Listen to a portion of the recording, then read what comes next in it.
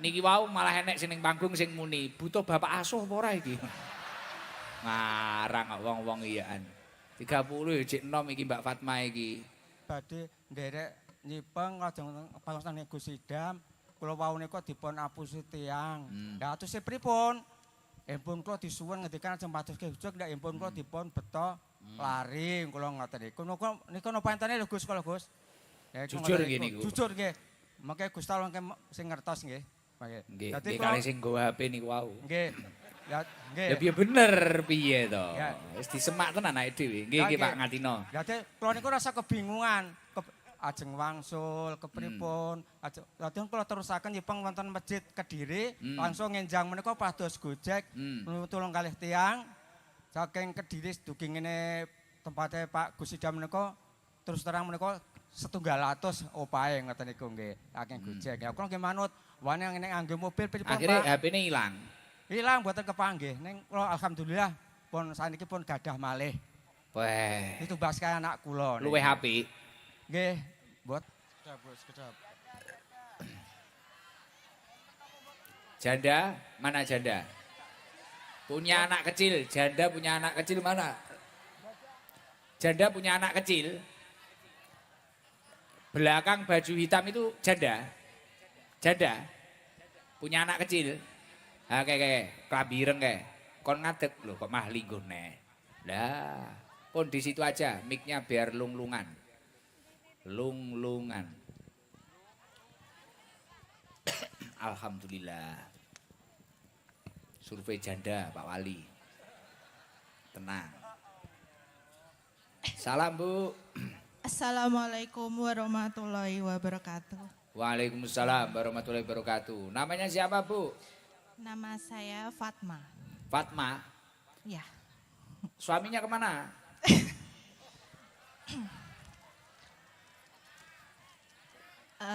sudah berpisah. Oh pisah. Ya. Oh pisah. Terus anaknya berapa? Anaknya satu, Ikut suami apa jenengan? ikut saya. Kelas? Kelas 1 SD. Masih kecil. Nggih, Gih. Jangan belum menikah lagi belum? tereng. Sudah lama sendiri? Sudah. Berapa tahun? Sendiri 3 tahun, hampir 4 tahun. Cara ibu june mati ngono wis mari sewune wi ya. Tapi krana jek urip kok. Nggih, sudah 3 tahun. Ya, Terus jenengan maisahnya apa untuk kehidupan sehari-hari? ya, saya berusaha. Ya abot lho Pak, ngene iki aja kok suraki, kowe gelem ye. Mari ditengi ditinggal ngene ngawur ae. Berat pun tenang Mbak Fatma, tenangkan hati sik. Jenengan sekarang apa? Kerja apa ngajar apa? Saya hanya ngisi ibadah aja di rumah, ikut kedua orang tua saya. Oh, jadi selama 3 tahun ini di rumah saja? Ya, saya ada sambilan Apa sambilannya? jualan online. Oh, jualan online. Bos jenengan, CEO. Enggak, Sanoke CEO menyamar iki engko. Apa online Bukan. apa itu jenengan? bukan CEO. Saya hanya sambilan aja. di Oh, rumah. sampingan. Wis cukup lah intine nggih nyekolahne anak cukup. Ya, insya Allah cukup nggak cukup tetap ada rezeki. Alhamdulillah saya syukuri. Oh, alhamdulillah. Umurnya berapa Mbak Fatma? 31. Ya, niki wau malah enek sing ning panggung sing muni, butuh bapak asuh apa ora iki? Ngarang kok wong-wong iyaan. 30 jek enom iki Mbak Fatma iki. Wis kula titip damel putrane jenengan Mbak Fatma. Jenengan kota mriki, kota Jogja. Kota Jogja. Pundi? Kulo Mergangsan. Pundi, Pak? Kecamatan Mergangsan. Kok tanggane Pak Toro? Tanggane Gus Toro. Mari. Nggih. Ini pertama kali ya ketemu saya ya Mbak Fatma ya? Pertama kali. Pertama kali. Siap. Beh, ketoke kaya berat ya ketoke. Laki-laki apa perempuan anaknya? Perempuan. Waduh, berarti ya.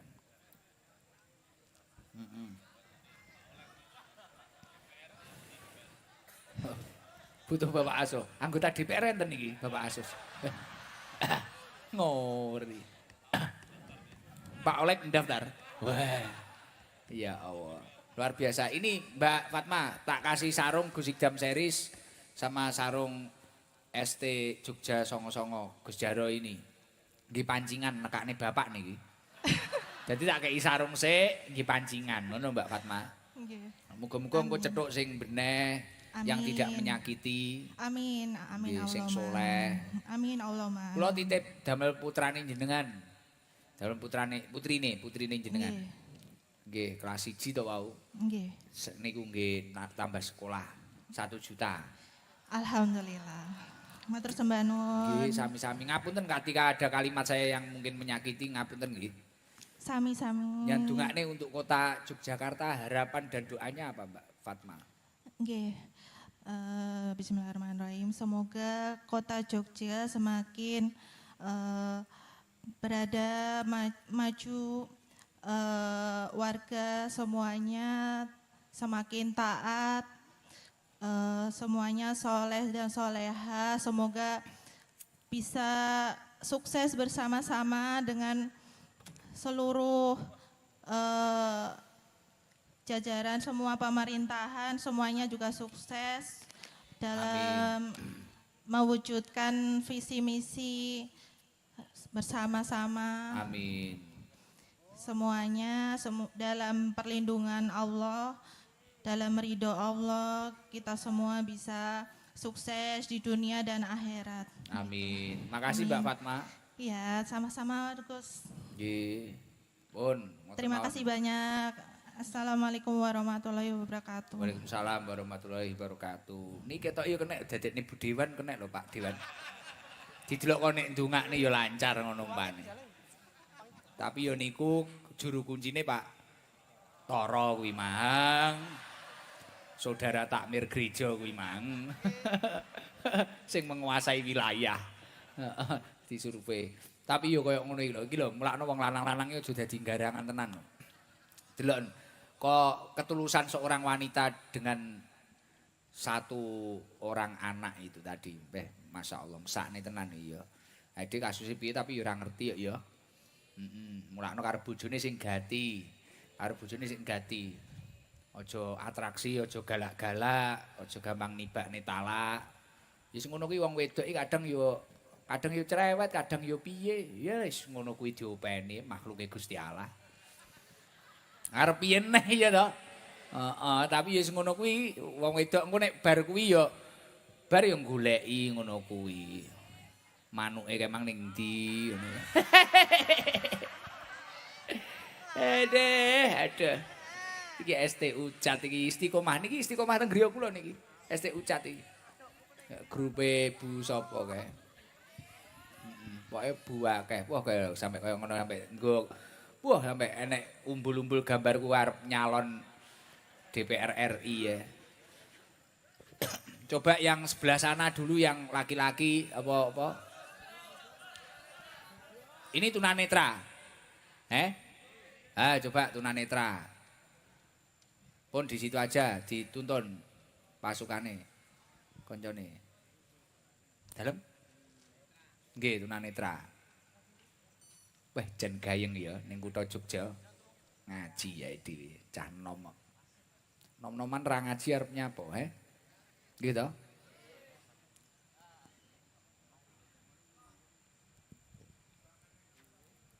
Assalamualaikum warahmatullahi wabarakatuh. Waalaikumsalam warahmatullahi wabarakatuh. Perkenalan Gus, saya anak cacat tunanetra Mbak Pangatino saking Bokoharjo Prambanan Sleman Gus. Masya Allah, tepuk tangan buat Pak Ngatino. Pak Ngatino. Ya. Ngapunten, sekedik mawon nggak ada kelihatan buram-buram ngoten. Cuman pandangan tuh putih lho Gus. Putih Nyawang sedoyo. apa-apa ya putih sekali. Ya Allah. Tapi saya semangat sekali pengajian Gus Idam. Ji. Saya tadi malam sudah datang ke sini ke Kapusan Gus. Tadi Ya malam Allah. saya. Puteren Ji. Awake puteren, madepe kleru. Mriki, Pak. Nggih. Nyuwun sewu nggih. Lho sampe panjen yo nyuwun sewu, panjen gak ngerti lho. Karena kita mboten ngertos nggih, Nggih, sak nggih, adep-adep nggih. Sing salah nggih cah-cah sing nglungin mik niku. Nggih, nyuwun sewu nggih. Kono iki ngendi? Ngalor mriko. Nggih. Ngilen, wah diadep ning ngulon aku ning kitu. Kula Ngapunten lho Pak, lari-lari. Nuwun sewu kula manut sing ngadepke Gus kula niku. Nggih, lha nggih, sing salah ngesore jenengan niku wae lho. Diadepke munggah nggih manut, mudhun nggih manut kula niku. Niki kula kenceng, pun kenceng niki kalih. Pun pas kalih Gus Idam nggih. Pun pas. Nggih. Kula Gus Idam niki Nggih. teng mriki, Pak. kenceng lurus. Nggih. Kula ki sangka semangat kula Gus. Pripun Kula critane ditorien, pripun nggih. Pak Ngatino? Nggih, Semangat monggo. kula niku ngantos tamu kula kajeng pijet iku sampai kula tulak-tulak sedaya. Wah, Sebab gila. napa kula kok kepengin ngadep Gus Idam. Niku. Soale napa kula niku pun meh kaping-kaping dateng Blitar nek mung ping 7 enten Gus teng. Mosok? Nggih. Teng dateng griya Gus kula? Idam. Nggih, teng Gus Idam. Teng Purworejo setunggal, ping Gus Idam kula hitung niku samping 7 niku Gus. Nitih napa? Kiambaan, kiambaan. Numpak Numpak bis saking Umbularjo terminal Umbularjo. sik ngapunten lho, kok Nggih. ping 7 kok cacah raruh apa mboten kleru mudhuk? Mboten, kletang-letanglet. Saestu. Nggih, nggih. Ning niki kula cerita nggih, Gus. Nggih, secekape mawon. Kula monggo. cerita sing riyen ki ambak nggih niku. Lho riyen niku cerita napa entene mawon. Kula mboten rekayasa wis wong tunane terang mboten reka-reka. Sing riyen ki ambak, Gus. Kula niku saking terminal Umbularjo. Umbularjo napa Giwangan nggih? Giwangan. Kula niku mandhap wonten ing Kediri. Siap. Kediri. Dadi saking Umbularjo Giwangan niku jam 12 dugi Kediri niku jam 2:30. Nggih. Lah kula niki sangka bingung kula kajeng pados Gojek. Ajeng pados Gojek ngono kula niki utak-utak ngangge niku nggih handphone. Napa nggih kota ngoten niku namine napa nika? Ajeng pados Gojek. Nggih, pokoke niku. Nggih, lha kula niku suwe mboten saged-saged delalah niku enten tiyang mara. Heeh. Enten Pak kesulitan apa Pak? Kula bantu saged. Saged Pak kula nggih. Kula ajeng pados Gojek ajeng teng daleme Gus Idam derek pengaosan. Cobi kula belke nggih, kula padoske Gojek. Lah handphone kula disuwun.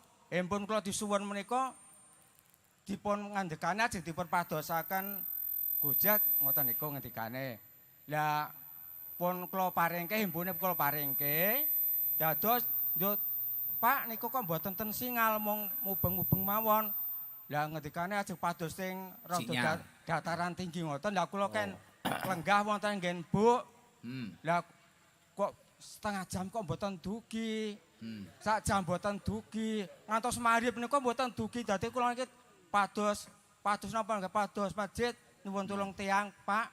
Nyuwun sewu Pak kula mang pados ke masjid badhe nderek nyipeng lajeng pangaosan Gus Idam. Kula wau niku dipun apusi tiyang. Lah atuse pripun?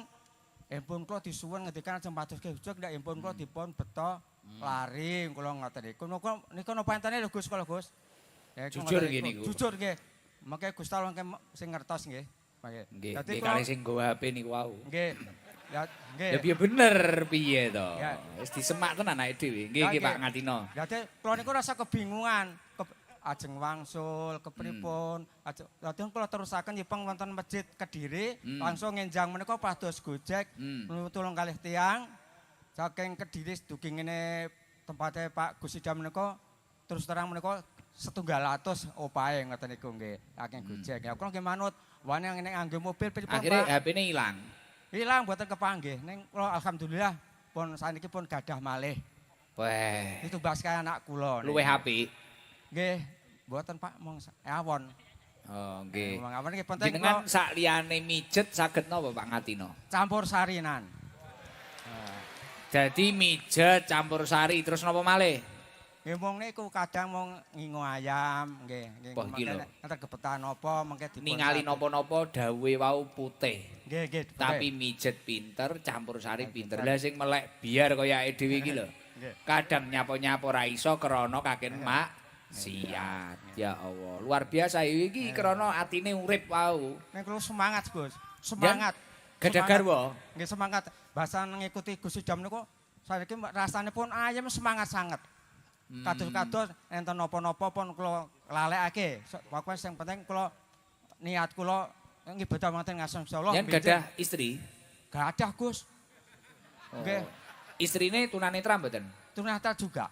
Masya Allah. Gadah putra? Putra kula umur lahiran 97 niku pun umur pinten nggih umur 28 tahun. Lanang wedok anake jenengan? Pokoknya anak kula niku ajeng kalih ning setunggal niku meninggal mboten kenging. Tapi anake normal. Biasa Gus bagus. Nggih sae. Kok iso ngerti bagus? Kalih bapake nggih bagus anake Gus. Wong ngoten. Nggih. Kalih Margono ganteng pundi? Kirangan kula mboten ngertos Pak Margono. Kula keten. Mengke raine jan grayai mengke. Wah, Nika teng dadi hadroh niku lare. nggih nggih. Heeh. Ya Allah, Masya Allah. Nggih. Istimewa. Cobi sakniki dites campur sarine. Siapa tahu nanti hari jadi berikutnya kalih Pak Wali Defabel itu ditampilkan. Ngoten gitu. Nggih. Coba campur sari, test drive, monggo. Pepeling niku Gus mo. Pepeling monggo saged kula. Pepeling, oke wes, pepeling ritek. Yo, dibudal nih. Rukun Islam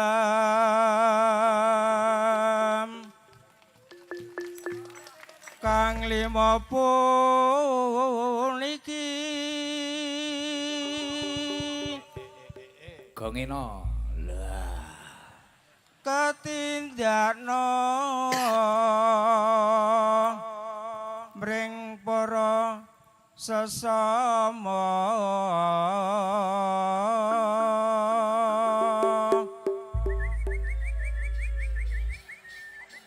aja padha ditinggalke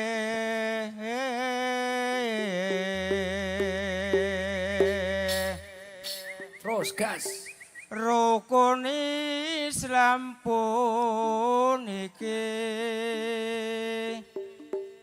sahadate kang angka siji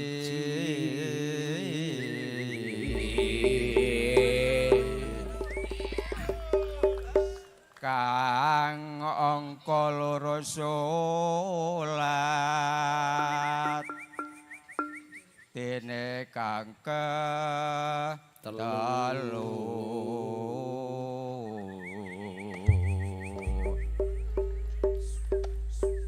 Ramadan nindakno poso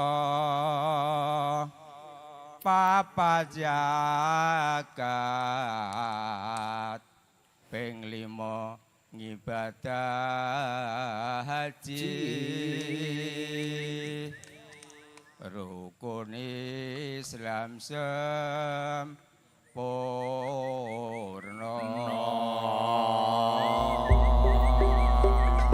Matur nuwun. Pun istimewa. Jenengan putrane Dalang. Bapake napa? Sinten? Bapak jenengan. Tukang ngarit, Gus. Dan jenengan sing marai niki, marai napa wau? Kan Jogja enten kegiatan tunanetra, Gus. Ada ketoprak juga ada, campur sari juga Ini ada. loh yang Nah, dikatakan itu Pak loh. Wali SDM Kota Jogja seperti ini loh. Masya Allah. Binjang dalu anu Gus, wonten ketoprak, wonten keragilan bos tunanetra, Gus. Binjang dalu. Jos terbaik. Nggih. Neng Josis. nggih. Menawi Gus Idam badhe mriksani. Oh nggih kula tak delok, nggih. Kula tak ngapling. Nggih. Jam loro mengke. Nggih. Ningali jangan celuk lho nggih. Nggih. Kados Gus Idam niki dugi. nggih, kados pundi kiprahipun tunanetra Gus mengke supados Gus Idam mengko kula kinten heran wong tunanetra ki nek perang kepiye, nek gandrung kepiye. Lah niki wau jenengan madhep ngilen niku kula pun bingung. Lah kula namung manut sing muter, Bu, Gus. Nggih, lah nggih sing salah senes kula senes jenengan sing muter niku wau. Lah nggih, kula niku mung nggih manut. Tapi jenengan bahagia nggih, Pak. Seneng banget, Gus. Ngeten niki iso jagongan seneng. Seneng banget, Gus. Masya niku sakalak. Allah. Lah kula wekdal cerita nggih, Gus. Kula Nggih. niku wekdal kan po dugi mriki. Lah kula matur sange Pak Polisi. Kula Pak Polisi atas Pak Polisi kula perintah. Kula kene terkait teng kamar mandi, teng masjid. Padahal Pak Polisi niku alhamdulillah ya Allah, Pak Polisi peduli kali tunanetra. Masya Allah, tepuk tangan buat Polri. Ngantos luar kula niku biasa. wangsul, ngantos digrebke ning bayar nggih Pak Polisi. Ya Allah, Pak Ya Polisi kula Allah. mengke menika ajeng Bales jenengan apa, Gu? Anu Pak Polisi, Masya Allah. kula Terima ngoten kasih niku. loh Pak Kapolres, Matur Pak nuwun. Waka, Mugi-mugi anggotanya luar biasa. sedaya Bapak Polisi wonten ing Yogyakarta menika tambah rezekine. Amin. Dipun panjang umuraken, nggih surga donya akhirate Amin. selamat.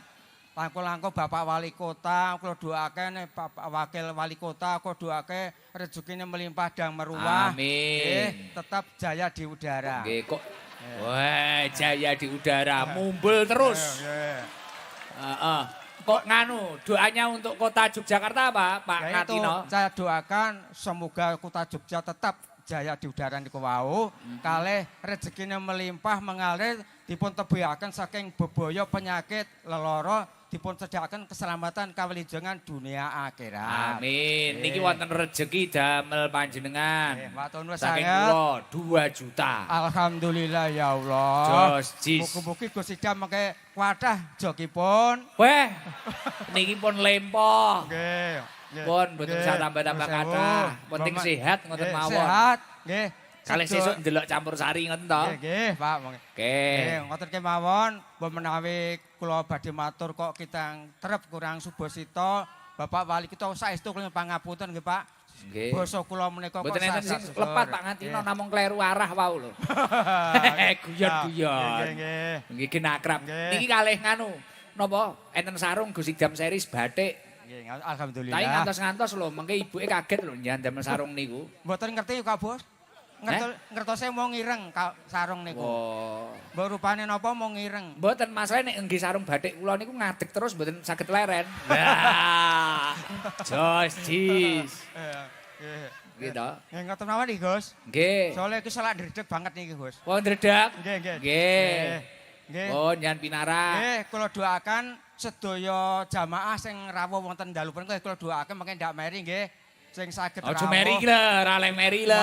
Mungkin sok rawuh. Wah, tunanetra kok dipanggil sing wong awas-awase ora dipanggil. Nyuwun Nggih. pamunten nggih jamaah. Nggih.